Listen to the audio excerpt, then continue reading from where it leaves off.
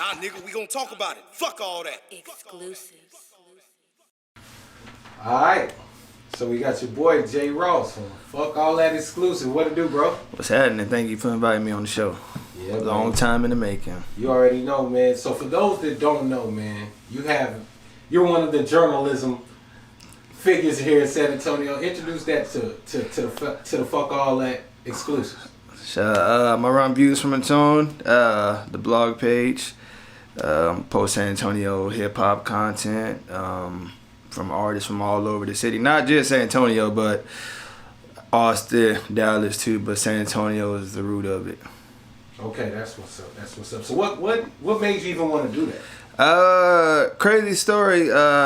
One day I was at the house getting ready for work. Khalid just dropped his American Dream album. I had like a few hours left for work. I was listening to it, like, I like this album. And I was like, you know what? I'm going to do a review on it. So after I did the review on it, I shot it to him. Khalid liked it. And then I started doing more reviews. And then the week after, I did one for Sosa. I did one for Shooter. Then Tiny Toon. Then Big Cliff. Then I was like, you know what? I need a brand to represent. And I was thinking of all these names. And I'm like, you know what? Views from a Tone. I didn't want to call it some San Antonio music reviews or basic or anything like that. So just Views from a Tone that stuck in my head, so I ran with it. Yeah, that name definitely got a smooth ring to it, bro. So what got you involved with the music scene, period? Shoot, I started off like a lot of these dudes, just a rapper in the city that was trying to come up, you know, from middle school to high school, passing out demos. I come from the area where we had to pop the trunk. It wasn't on the computer, you know what I'm saying, Shannon Leaks, nah, you know, we going to South Park Mall, we going to Valero's, Eisenhower Flea Market, passing out CDs, trying to sell the CDs, you know what I mean? But not only that, you probably had to write on the CD. With a Sharpie. If you got lucky, somebody would take it. So yeah, man, I remember them days, bro.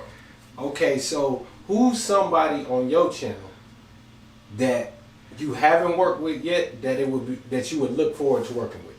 Well, I haven't done too many interviews, but I really wanted, my bucket list interview was AJ Hearns.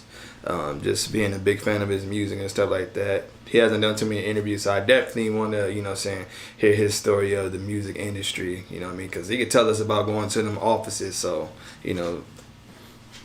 So what about a review? Like, who's somebody that you haven't done a review on, or some music that you're looking forward to coming out that you want to do a review on? Chris P. If I get that Chris P. Unreleased project, I'm waiting to do that one. That's one project I'm definitely waiting to do. I will do a review on that for sure. Okay. So we had this conversation off air, but I think it'll be a dope time for you to talk about it now. So a versus battle in the city. Right.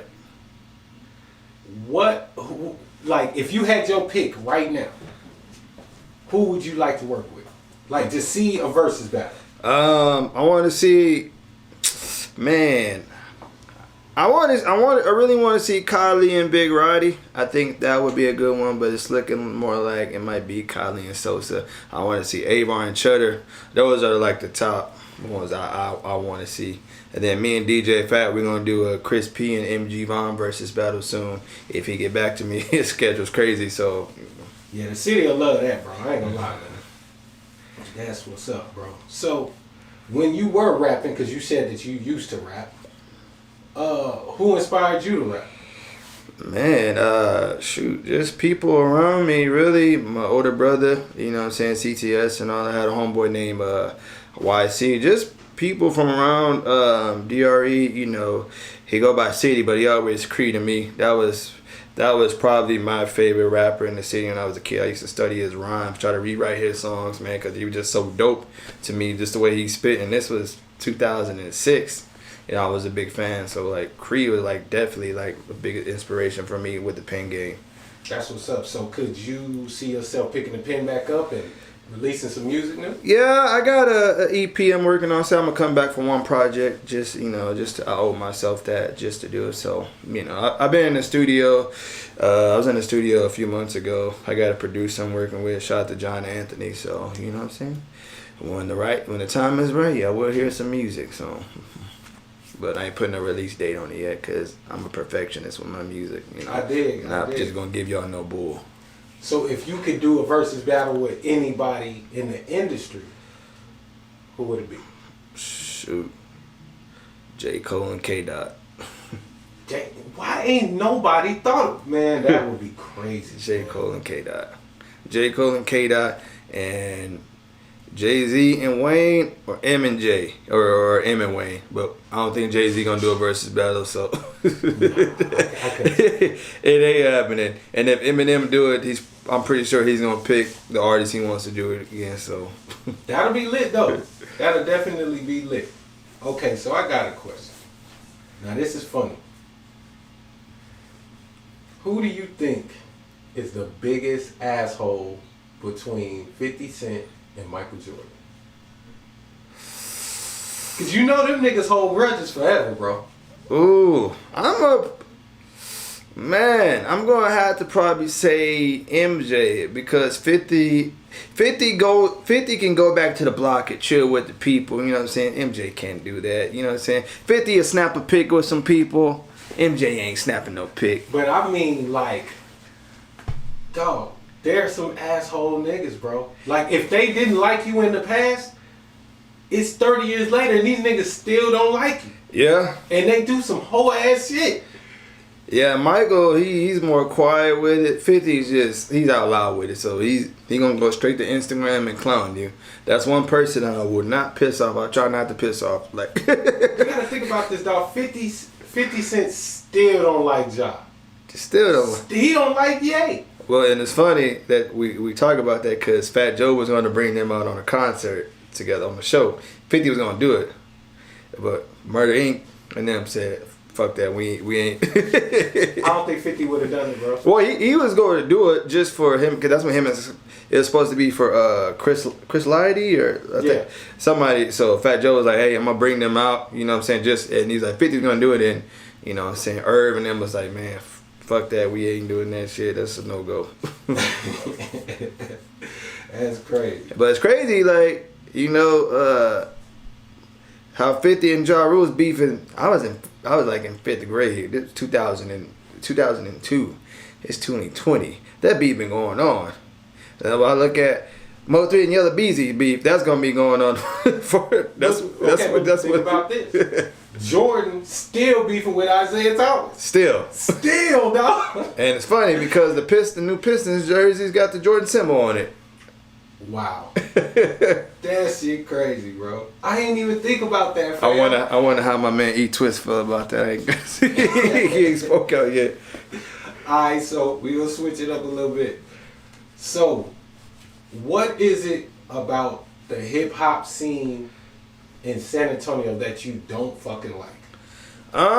Sure. We gonna be here for a long time. We got time. It's the Fuck All That Exclusive, baby. Man, I hate that there's grudges from, you know, and this is a racial thing, you know, the black artists don't want to fuck with the Mexicans, some Mexicans don't want to fuck with the black artists. I hate that, man. Like, that shit's stupid, though. It is stupid. And I don't think I don't want to say they're racist. I think they're just afraid to tap in that market. They're afraid that they won't be accepted. But if you just be yourself, people gonna like you. If you make good music, no matter what race the fans are, they're gonna like it, man. But this is the craziest part, though. It's like, so you basically want to segregate your fans. Like, you don't want to have Hispanic fans in San Antonio. But then if you pop, it don't matter who your fans are. Who buys your CD? That shit wild to me, bro. And I think a lot of artists don't realize that. Like, we live in San Antonio. The black population we is small. Like, we a tiny percent. Like, you have to get in tune with the Mexicans. And Khalid, shout out to Khalid, OJ. Khalid gets flack because, you know what I'm saying? A bunch of his fans are Mexicans, but shit, look where he's at. Like, you have to. If you want to win in this city, you have to tap in. Now, I do say you should find a balance, get the best of both worlds. If you're able to do that, you can win. You know what I'm saying? So, if you live on the Northeast, you need to be going to Marbach. You need to be going to Calais, bro. You know what I'm saying? You need to be going to military. You know what I'm saying? Shout out to Glizzy. Glizzy's from the east, and he's been going, you know what I'm saying, the northwest, messing with Rich and just different artists from that side of town. You gotta do that. Get off your side of town. You know what I'm saying? It's like getting out your city. Don't get comfortable on your side of town, man, because it's a different world. I'm from the Northeast, and then I moved to Vance Jackson and Wordsbach, and that was just a totally, completely different place for me, man. It was like a new life, new everything, man. So, I agree with you on that, bro. To be honest with you, like, I think that shit's so crazy. I feel like that divide right there, bro. Like, imagine how strong San Antonio would be if I ain't telling everybody to kumbaya and shit, because some motherfuckers just ain't gonna get along. Some niggas don't like me, you know. I don't like some people's way, but you know what I'm saying, man. Just, you know, if, like I said, man, if you're a Hispanic artist, try to top in with the black crowd. Now, I'm not telling you that, you know what I'm saying, you have to freaking basically like do your best to cater to. Nah, just be yourself. But man, you like, it's crazy. Like, one of my spots, I ain't gonna say what spot I go to party at, 'cause, you know, but I go to this one bar that's on the west side, man. I'm one of the few black dudes in there, me and my friends. But man, those essays in there, they show us so much love in there. And then, you know what I'm saying, I like their women, so it's like, they're cool, man. And it's like, you know what I'm saying, I would go in there, man. I'm like, man, these people gonna mess with me, but they're cool as hell, man. Just be yourself. Get out your comfort zone, man. You're gonna be all right. That's real. That's real. One thing that you really do love about San Antonio.